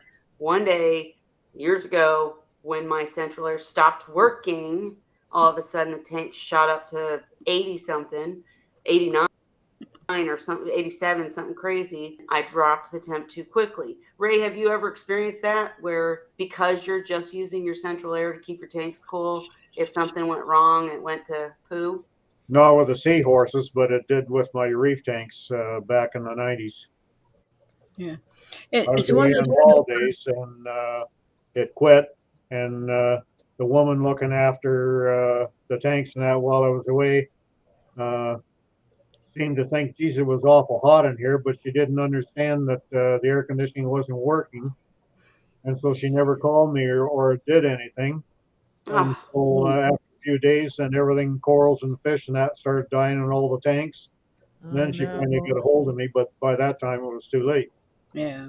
Well, and Ray, real quick, with the abdominalis, who need a much lower temperature, you guys need to go back and watch. I'll try to find the episode of Wine Wednesday where Ray actually showed us this stuff, and I'll put a link. But you actually set up in it was basement, right? Yeah, well, basically, I use central air because I can't stand the heat myself. Right. I keep it cool in the house anyway. But for the abs, in the wintertime, it's not really a problem because the basement will go down to like somewhere between 52 and maybe a high point in the winter might be 64.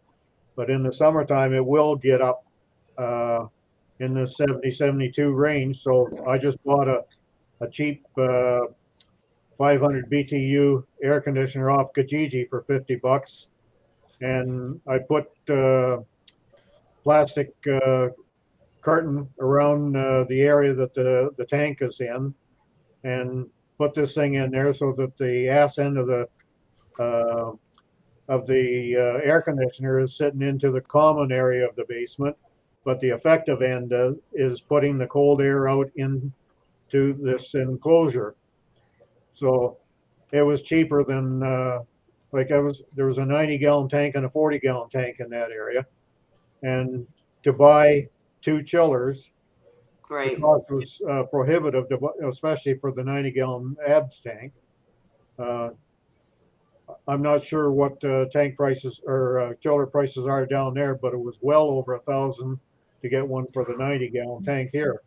Well, some plastic and $50 used air conditioner that's still working to this day solved the problem.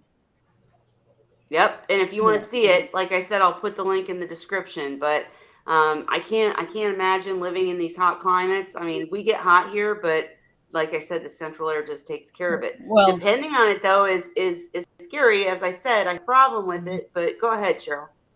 well, we've been in the 90s and even getting into the hundreds here for months now. And the question was, what do I do? Well, one thing I have is a chest freezer. Guess what's in that chest freezer? 20 Ice plus years of frozen ice packs. I use those too.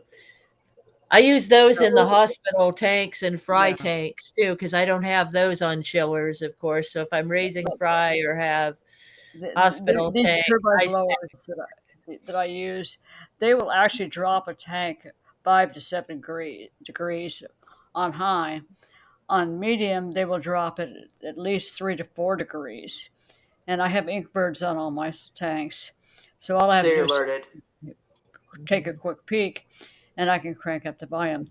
The biggest drawback to that system is it takes more water because I get a lot more evaporation. Well, and that's interesting to me because again, when I had the bacteria, when my mother-in-law didn't turn, or no, I'm confusing my stories. I'm sorry. When the tank temperature spiked because the central air went out, and then I tried to lower it too quickly with ice packs and such. What I was told, and the theory I've gone with forevermore, is that it's not really the temperature, it's the spikes. It's when it drastically changes. So if you're using ice packs to cool down a tank by 5 degrees, aren't you stressing them out? No, because what's going to happen is what you're trying to do. When I use ice packs, I'm trying to drop them. I want to keep them at 72 or below. So when they Yes. start creeping up, they get ice packs. And Is it a slow process of cooling it down? I mean, Yeah. it's because everything. Okay. I Okay. keep it stable in the summer months.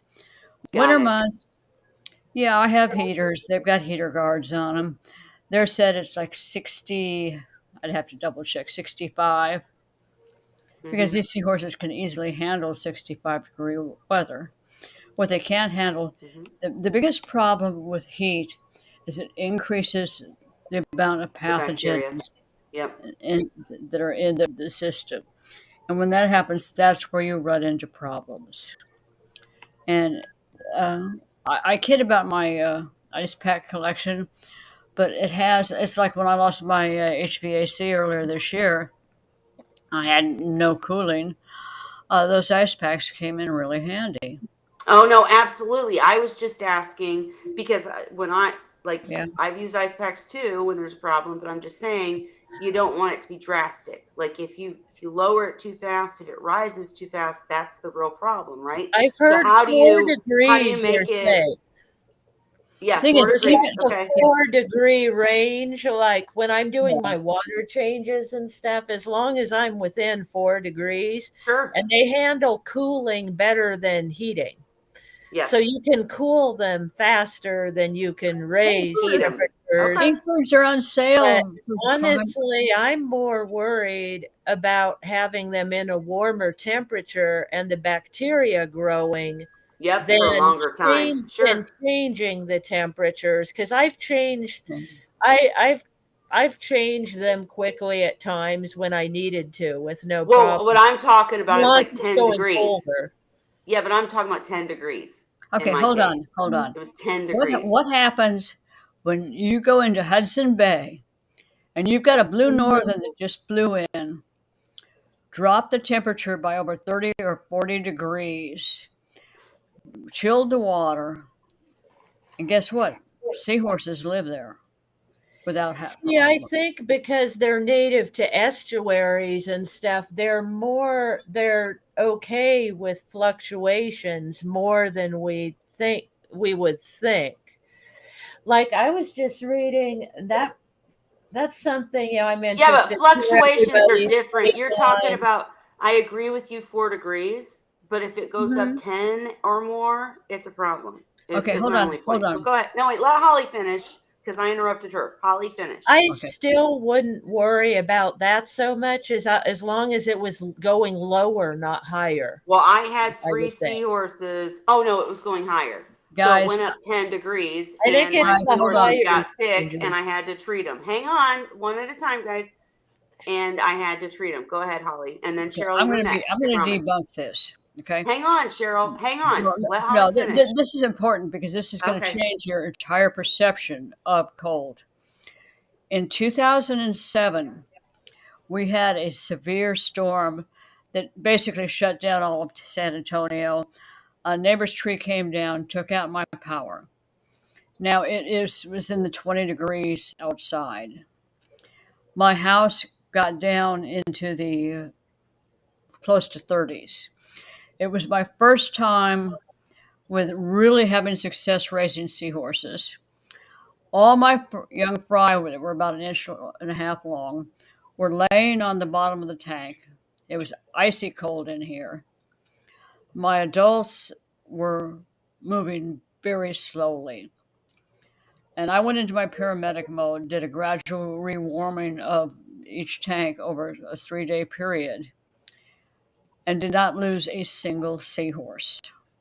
Right. And that's my point. Number one, they can handle colder temperatures and you rewarmed over a period of time. Dan came on his channel and talked about, I mean, and Dan is the one that walked me through saving my three seahorses that are problem. I had a temperature spike, raising the temperature. So I agree with everything you're saying. They can handle colder temperatures. I still will always disagree that fluctuations don't matter because you can of course, Holly, I agree with when you're changing. I don't even take the temperature of my water and I have a pump in my bucket. So it's probably warmer than the tank. Absolutely. 4 degrees. But when it spiked in my house because my central air was out and I didn't know until I got home, it spiked 10 degrees up at least. And then I cooled it too quickly and they all had bacterial infections. So we can, I mean, it's just different opinions. And I want to hear what Yeah. you are saying Hey, next, Holly, uh, but I know that's what was wrong with my Oh, well, seahorses. it's kind of actually it's along the same subject we've been talking about, but also a little bit off. Did you guys see the posts from the guy in Hawaii about the seahorses in the Alawai Canal in yeah, Waikiki? yeah. I The didn't. Go ahead. H. Malonis? I found that very fascinating. And one of the things he posted was an article, about that waterway. It's basically a sewage canal. Ugh. So in Yeah. seahorses, Vibrio is so prevalent there. You can't touch, you're not, people do, but you're not supposed to swim there, touch the water. People have died from the water quality. It's so bad. Holy moly. But these seahorses live there. That's their habitat. They live in this sludge of Yep. sewage and chemicals and grossness and Vibrio.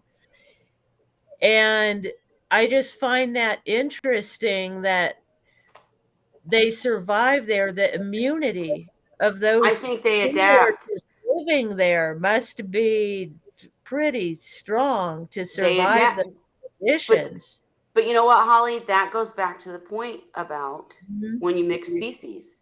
Because if you Mhm. take a species that's living in a sludge, one that's living Mhm. in, clear blue waters, Mhm. this guy has stuff that this guy can't handle, right? So that, I mean, I agree with that entire point. And I can say that when, after my mom passed and I let my big tank kind of go to, I called Dan and I was like, why are these seahorses still alive? I haven't done a water change in months. And this Mhm. tank is overgrown with nuisance algae. And he said, you should see one of my displays. And I was like, are you serious? And it's Mhm. because, number one, the algae's eating up the stuff, right? If there's a bunch of gunk and algae that's eating up the stuff and it's being removed in whatever process it's being removed, or just eating it and containing it, then it's not affecting the seahorses. But I totally agree with what you're saying, that, they can live in some pretty crappy conditions. We just don't want to do that in tanks, right? Well, it depends on their resistance to different bacterias. It's like I probably wouldn't do well with Vibrio. I've never had Vibrio. To my knowledge, I Right. haven't been exposed to it. However, uh, some people they can get a small cut on their arm and go in the ocean and end up with massive flesh-eating bacteria. Yep. And there's a susceptibility. Yes, I've done my COVID stuff and all that, but I have yet to have any symptoms of COVID, which Well, is a good good for thing. you. I've had it 3 times. And I would say I agree with you, Cheryl, because I'm the type of person that if I burn my finger, I'm crying about it all night and have to have an ice pack. My son got into a motorcycle accident, has a freaking gap hole, and he went to the hospital and said, I'm not paying for anesthesia. Clean that shit. People are different. But real quick, guys, this is a fantastic conversation. Zen Ginger, I'm gonna ask your last question real quick, but it's 10 o'clock, so we're doing the 10-minute warning here. I keep saying we're gonna make these shorter and we get into conversations. Holly wants to talk about temperature controlling. Wait a minute. Ray wants to know, what are the ink Oh, birds? yeah. And yeah, so Holly, tell us what the ink birds are, or Cheryl. Okay, so the Inkbird, it's an electronic device. They actually use it in fermenting and brewing is what it's designed for. But it's got plug-ins where you can plug in your devices, and then it's got a probe. So like the way I use them, I especially like them for like the fry tanks or the hospital tanks, because I use the heaters in the hospital tank, for instance, that are preset to 78 degrees, but I don't want them to heat my tank to 78 degrees. So I plug them into an Oh, excuse me. Inkbird and I set the temperature on the Inkbird to 65 and plug in the Inkbird. And You're when cheating. it's got a probe, that goes in the water.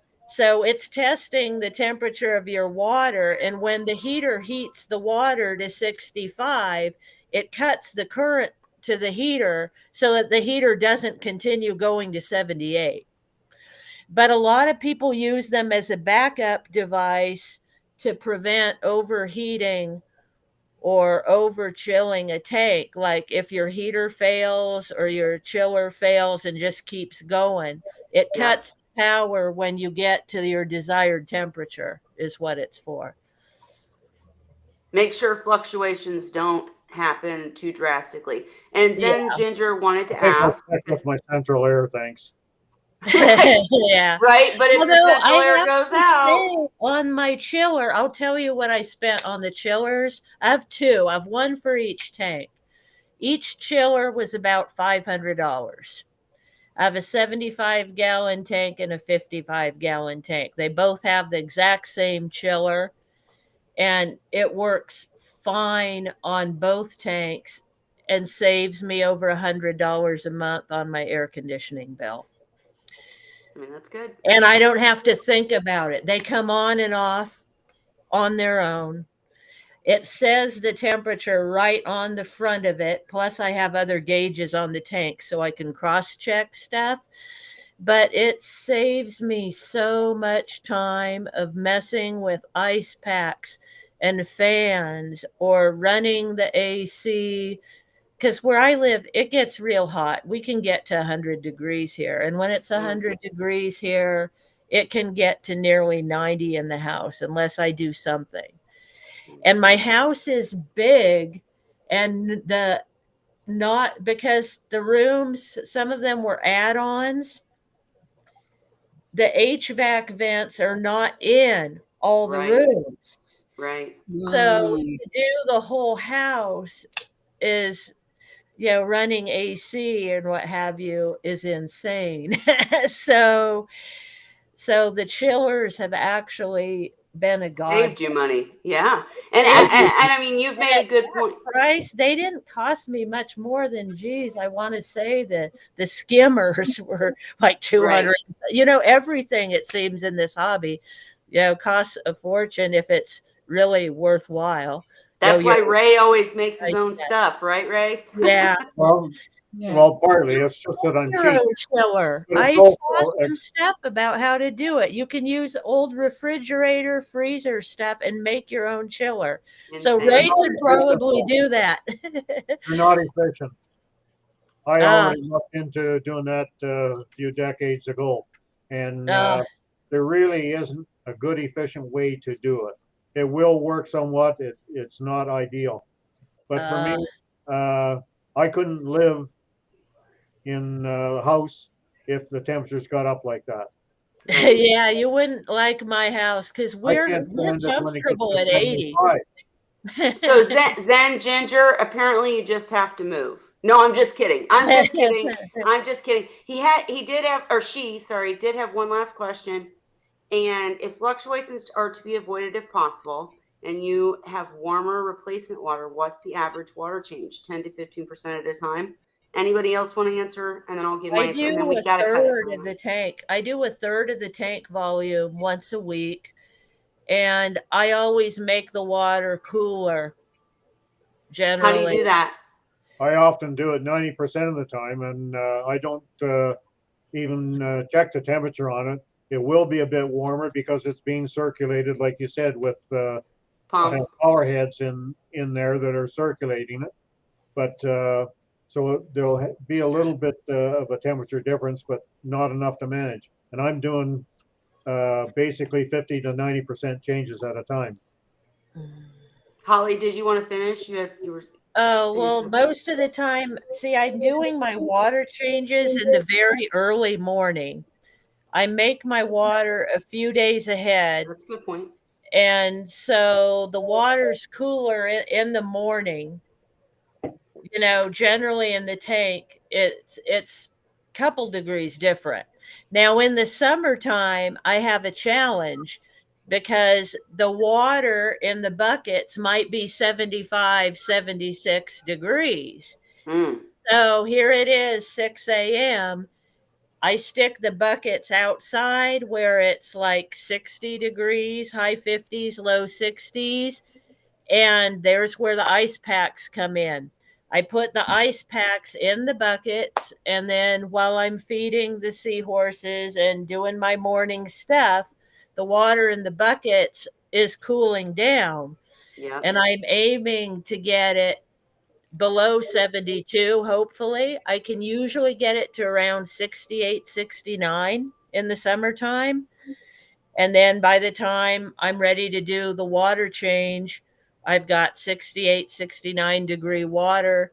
And the Seahorse tanks in the summer when it's warmer, I have the chillers running and they keep them down around 72 in the summer. So that water change is also helping me start out, cooling out a little bit. So there's that. Now here's what happens in the winter here. Oh boy. The water's freezing. We're talking 50-degree water. So then what I do is I have a great big pot. I pour some of the water from the bucket into the pot. I heat it up on the stove to about 80 degrees. Pour it back into the bucket, and that brings my water temperature in the bucket to around 70. So what I'm going to say Figured is, out the science of it. you did, and that's such great advice. I feel terrible for anybody keeping seahorses in San Antonio or California. My goodness, Seahorse Corner changes a third or 50, doesn't check temp, usually room temperature, and pre-made the day. I'm guessing before or that day. Keeps temp 67 to 70 year round. I know we're lucky. I'm the same way. I've never had to deal with these things, so I'm so glad we have someone like Holly to share this because yeah, I feel terrible about it, but I've never had to worry about that. I In the would winter, say, early hang mornings, on. my house is 58 degrees. That's insane. I can't even imagine. I would say though, to overall answer the question. Oops, somebody's calling me. But to overall answer the question, I liked Holly's answer earlier. 4 degrees. So if you're in an area where you know your temperature is going to be crazy wild differences, depending on the summer or winter, morning or night, all that stuff, maybe you do need to test the temperature. Check the temperature and do the appropriate things as Holly described. Luckily for me, I use a pump in my water. Sorry, I'm reading text too. Okay, I use a pump in my water maker bucket, and luckily, even though it brings it up a couple degrees, it's not going to be any different. I will feel the water if I've left the pump running for 2 days and it's freaking hot as hell. Then I will unplug the pump and wait an hour before I do the water key. That in my area, in my house, it's always significantly even temperature. But I would say aim for 4 degrees if you are in an area where you do have to check. And would you agree with that, Holly? Stay within Yeah, 4 degrees? Yeah. yeah. And I mean, if you have, look, I mean, you can figure it out like I did, how to heat your water or chill it, if you need to when you're doing your water changes. But I mean, for me, the thing is, I live in a climate, I live kind of in the mountains in Right. California. Right. And so we get really cold winters, well, not as cold as Ray gets probably, but we get, high 20s, low 30s in winter. And in the summer we can get up to close to 100 where I live. Down in the valley they get like 110. So I'm glad I'm not down Mm. there. But it makes it to where I need both. I need heater and chiller. So I leave them year round. I leave both plugged in year round and set. I have the chillers set to come on at 72. I have the heaters set to come on at 66, 67, and I just leave them year. But the ink, We get little ink. things. We have had days where, like not long ago, actually, we went from 100 Mm. to 60s the next day. Jeez. See, Indiana is like that, but it's not that drastic. But I would say I think your advice about an inkbird was great because then you're not using up all the power and having a huge bill because you can. And the inkbirds are not expensive.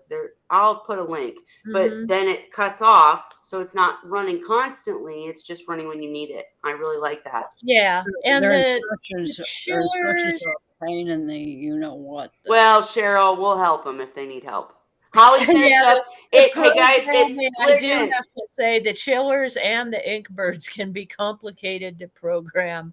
But just come here to Wine Wednesday and we'll help you. I'm going to let Holly finish, but it's 10:12, and that call that I'm getting is from my daughter. I got to pick her up. And the wine's gone. So Holly, finish us up. We got to end it for the night. I'm so sorry.